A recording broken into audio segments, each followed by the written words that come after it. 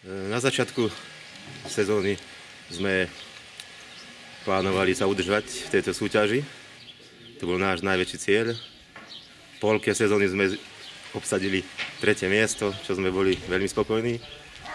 Tak sme ten náš cieľ potom trošku pomenili a chceli sme sa umiestniť aspoň do toho 5. miesta, čo sa nám nepodarilo. Ale to nie je žiadne sklamanie, je to práve že naopak, je to veľký úspech pre fotbalistov v Starej Haliči a pre celý fotbal v Starej Haliči, lebo obsadiť 6. miesto v najväčšej súťaži okresnej 6. lige je perfektné umiestnenie, ktoré v Starej Haliči ani nepamätám, kedy takéto niečo bolo. Možno, že to je prvýkrát v histórii. Chcel by som sa poďakovať hlavne funkcionárom Starej Haliči za perfektnú prácu za celú sezónu, ktorú odviedli trénerom, realizačnému tímu, funkcionárom a hlavne divákom, ktorí chodili nás povzbudzovať stále v dobrom počte. Takisto aj na vonkajšie zápasy chodevali stále, bol klobúk dole pred nimi a zásluhou veľkou aj ich sme toto perfektné umiestnenie 6.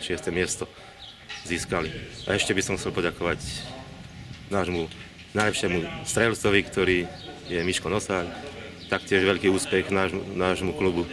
Získal najlepšieho strelca, z 37 gólov strelil. Takže pôjde si prevziať pohár a budeme radi, ak sa to zopakuje aj do budúcej sezóny, do ktorej by sme chceli vstúpiť takisto ako minulú sezónu, získať čo najviac bodov a umiestniť sa do toho 5. miesta, ako sme to chceli aj tento rok. Takže dúfam, že to nám to vyjde a že sa tieto plány aj tak uskutočnia. Že to asi toľko. Z mojej strany je hodnotenie minuloročnej sezóny vysoko pozitívne. Keby sme sa mali na to pozerať čisto z hľadiska výsledkov, tak v roku 2015, v sezóne 2015-2016 skončila Stará Halič na 9. mieste s 27 bodmi.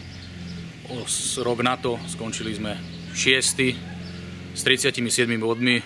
Po jesenej časti na 3. mieste, tam z hľadiska výsledkov naozaj nie je o čom.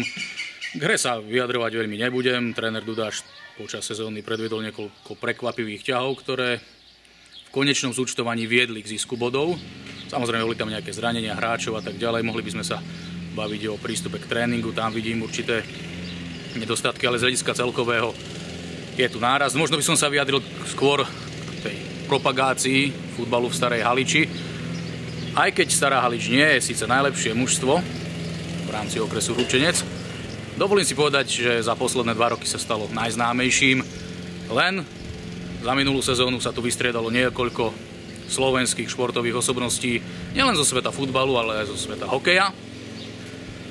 Pokrstili sme DVDčko, ktoré propaguje starohalický futbal a nemyslel som si, že to bude posledná veľká akcia týkajúca sa futbalu v tejto sezóne, pretože onedlho, presne o 2 mesiace, 2. septembra, tu budeme mať Dni obce alebo Deň obce a počas tohto Dňa obce sa uskutoční v Starej Haliči exibičný zápas Internacionálu Slovenska proti Výberu Starej Haliče a okolia, na ktorý týmto všetkých fanúšikov, nielen zo Starej Haliče, ale aj naozaj z toho okolia, blízkeho a ďalekého pozývam, pretože takáto udalosť prekračuje rozmery obce.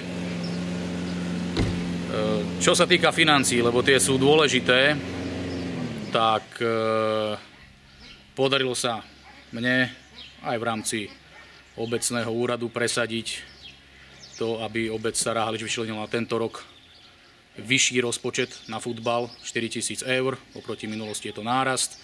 A čo je ešte podstatnejšie, podarilo sa to som už spomínal, ale zopakujem to ešte raz, za posledných niekoľko mesiacov preinvestovať v starohalickom futbale asi 5 000 eur, ktoré išli čisto mimo Starej Haliče. Na tomto mieste by som sa chcel poďakovať 3 ľuďom, ktorí majú spoločné krstné meno. Začnem dámou. Z hľadiska sponzorov ďakujem v prvom rade pani Jozefine Beľovej, ktorá sponzoruje dlhodobo starohalický futbal v určitej oblasti. A potom ďakujem osobitne 2 pánom, ktorí síce nie sú zo Starej Haliče, ale túto sezónu a nielen túto sezónu podporili starohalický futbal. Pán Jozef Líška, starosta Družinej, ktorý daroval klubu elektronickú tabuľu, a pán Jozef Pročko, ktorý takisto rôznym spôsobom, keď môže, vždy, keď je oslovený zo strany Starohalického klubu alebo občianskeho združenia Stará Halič vpred, nikdy nepovie nie a pomáha Starej Haliči a starohalickému futbalu. Takže týmto trom osobám a samozrejme ďakujem celému výboru a všetkým, ktorým sa akýmkoľvek spôsobom podieľajú na rozvoji a udržiavaní starohalického futbalu. Čo sa týka budúcnosti, tak je to už verejne známe niekoľko týždňov, že našou prvoradou snahou je rozvinúť, čo sme založili, teda mládežnícky futbal, malý, mladý, aj chlapci, aj dievčatá, niekoľko tréningov, chceme v tom pokračovať, chceme to ďalej rozširovať, chceme rozšíriť základňu a chceme regulárne hrávať v rámci mládežníckeho tímu. Čo sa týka dospelých, tak samozrejme budeme podporovať to, aby sa Stará Halič udržala v najvyššej súťaži. Zrejme prídu nejaké posily, k tomu by sa mohli vyjadriť, alebo sa už aj vyjadrili možno iní funkcionári alebo tréneri a tak ďalej. No a toto je našim dlhodobým a najpodstatnejším cieľom.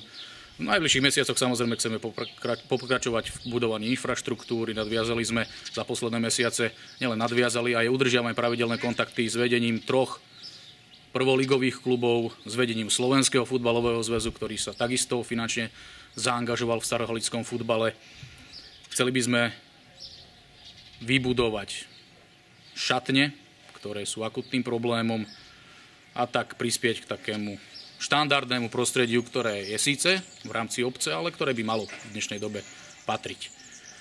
Tak ako je to bežné v iných obciach. To sú hlavné priority aj z mojej strany, čo sa týka starohalického futbalu. Ešte raz pozývam na Deň obce, kedy sem prídu teda Internacionálu Slovenska v počte 16 bývalých reprezentantov, všetko prvoligových hráčov, či už Československa alebo Slovenska. A verím, že futbal v Starej Haliči bude naďalej napredovať.